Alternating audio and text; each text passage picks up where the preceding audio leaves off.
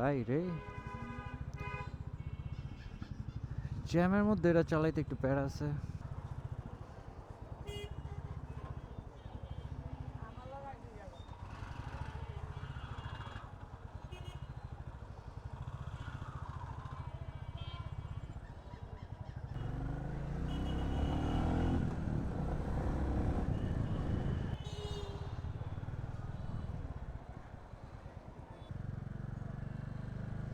আসসালামু আলাইকুম, welcome to my channel.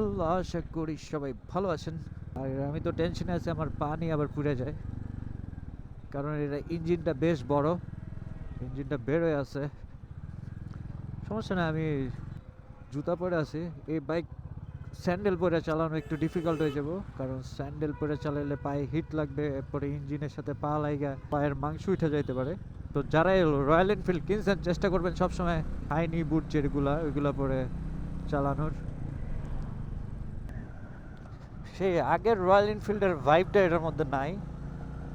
Engine মনে একটু রিফাইন্ড হয়েছে, হ্যান্ডেলে বেশ ভাইব্রেশন ফিল করতেছি এই 40-60-এ চালায়ও।